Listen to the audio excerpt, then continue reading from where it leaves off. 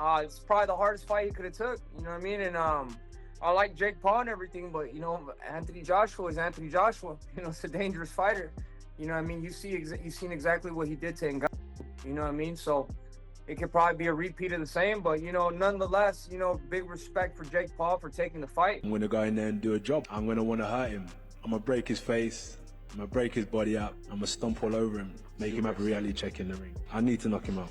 I've never been knocked down or knocked out even in sparring. I know this is dangerous. If I take one of those punches that Francis Ngannou took and I'm on the canvas, let's see how tough I am. Let's see if I can get back up. He's gonna have to kill me to stop me, and I'm ready to die, seriously ready to die. He has to deal with me. I don't think that's not the case, that he's gonna get Jake Paul. At the end of the day, Jake Paul has been training hard too, and he's a pretty good fighter. I don't think he would take him out in 2-3 rounds. I think maybe in the later rounds, or it might go to decision, but I don't think that Jake Paul can take AJ out.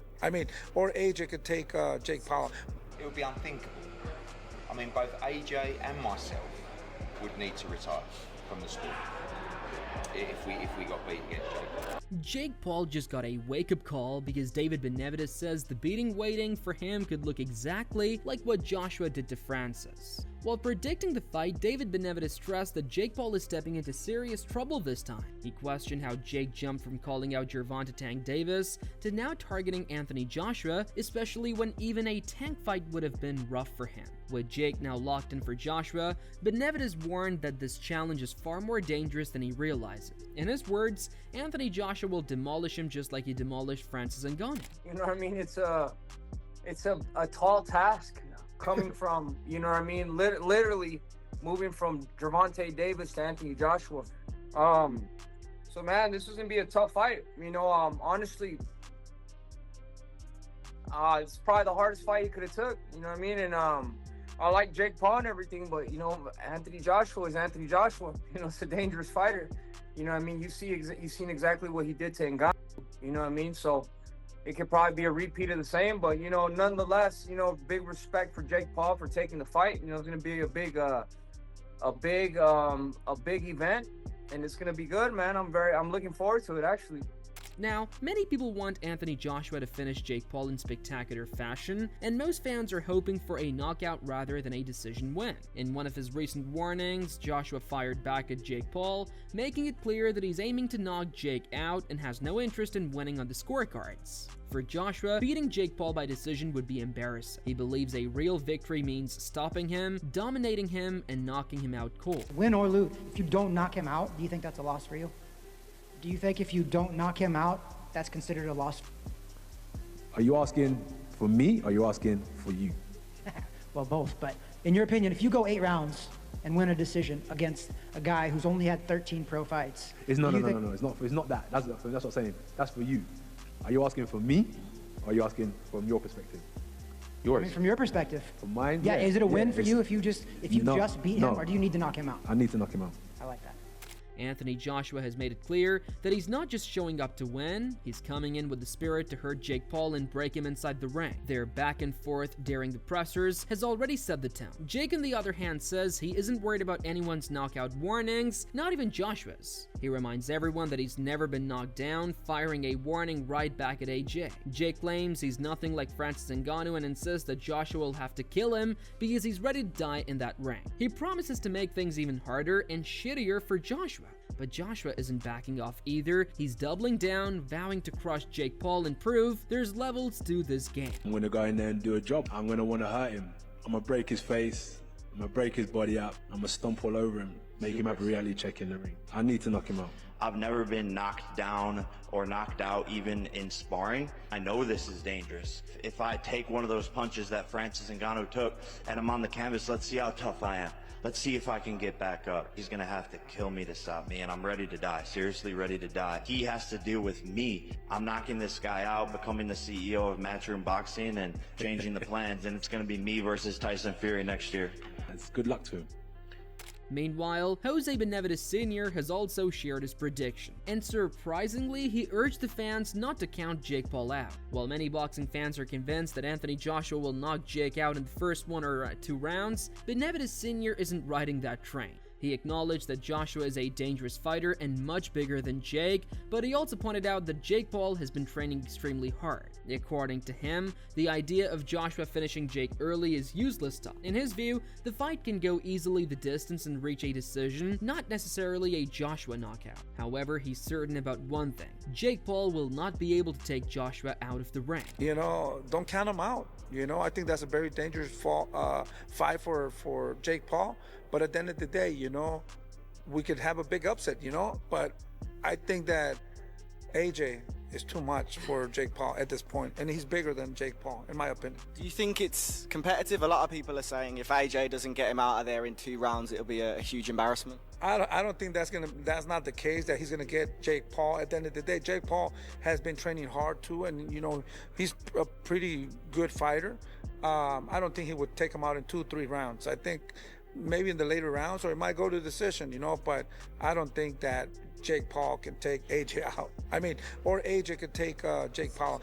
That wave of belief is shared by others as well. Frank Martin, speaking on the fight, acknowledged Jake Paul's progress, noting that despite being a YouTuber turned boxer, Jake has shown real professionalism and growth. But Martin also pointed out that this is clearly a money fight, a huge money grab for both sides. He stressed that Jake Paul has a very tough task ahead of him, and he personally knows how difficult of an opponent Anthony Joshua can be. According to Martin, the power in Joshua's punches will shock Jake Paul, and just one solid shot could end his night instantly. I consider Jake now, you know, I wouldn't consider him like a YouTube fighter no more.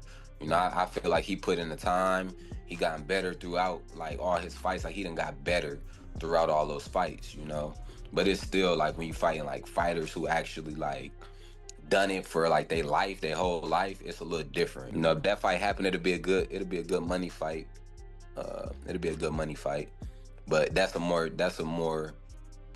tough task for, you know what I'm saying, Jake going to get that big ass heavyweight AJ. You know, I know AJ personally, you know, so that's a tough task.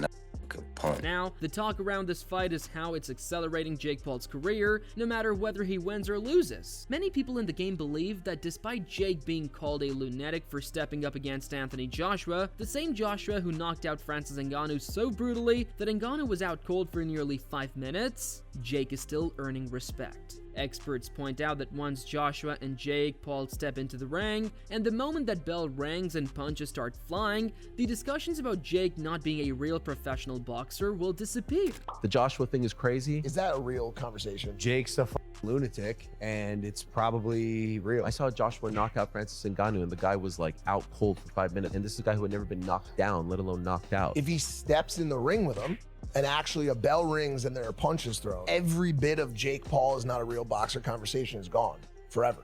As the anticipation builds for the massive showdown between Jake Paul and Anthony Joshua, the reactions from the boxing world continue to pour in, reflecting the high stakes and the unique nature of this matchup. Fans and insiders alike are weighing in, offering predictions, warnings, and some bold bets. The chatter surrounding the fight has now reached a fever pitch, and the latest comments from top promoters and athletes only add fuel to the fight. Yeah, but what about Anthony Joshua? That's bad, bro. Hey, what was like, say that like that. Because, bro, like Francis went and fought him. Bro, I said, Jake, did you see what he did to Francis?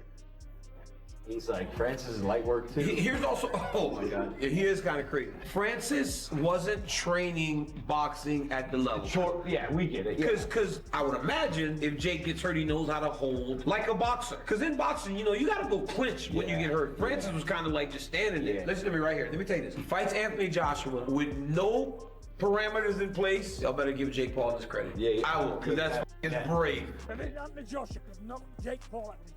One of the most striking takes comes from Eddie Hearn, a leading boxing promoter who made it clear that the idea of Anthony Joshua losing to Jake Paul is almost unimaginable. From his perspective, this isn't just a casual prediction, it's a scenario so unlikely that it would fundamentally shake the boxing world. The promoter pointed out that Jake Paul, while a rising star, is still stepping up from a lower weight division, facing a seasoned heavyweight who ranks among the very best in the sport. He stressed that even under the most critical view, Joshua's experience, skill, and size advantage place him in the top 5 heavyweights in the world, making an upset nearly impossible. This is a top 50 or 60 cruiserweight in the world stepping up and fighting a top, I mean, even if you want to be really critical, top 10, but I think top 5 heavyweight in the world.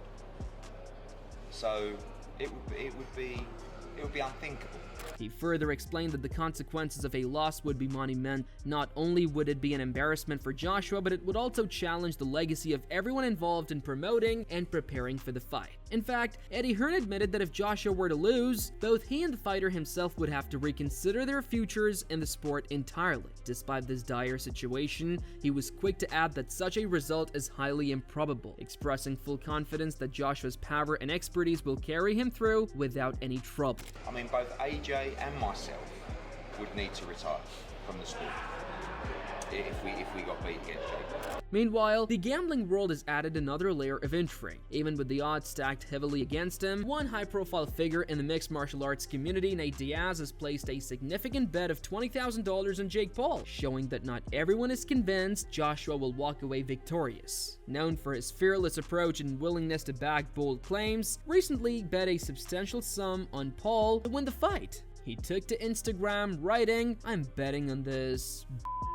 The gesture was meant to back up their earlier assertion that Paul could pull off an upset despite being a heavy underdog in this matchup. The potential payout for such a result would be impressive, making the bet clear indication that there are voices willing to challenge the conventional wisdom surrounding the fight.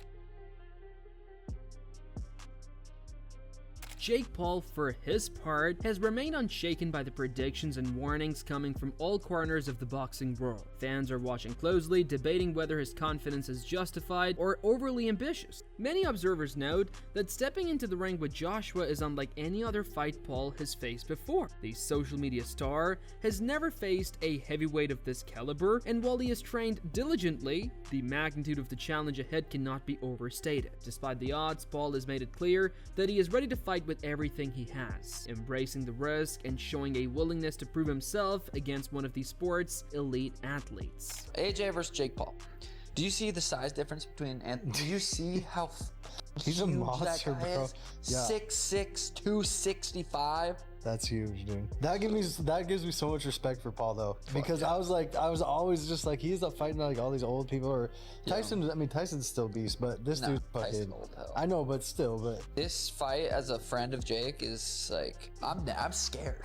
The back and forth nature of this matchup has sparked endless discussions online. As the fight approaches, many fans are caught between excitement and skepticism. On one hand, there is awe at Paul's courage to take on a fighter of Joshua's caliber. On the other hand, there is concern about whether Paul can withstand the power and precision of a boxer who has proven himself against some of the hardest hitters in the division. These reactions illustrate how polarizing the fight has become, with every punch thrown in the ring expected to carry dramatic implications for both fighters' reputation.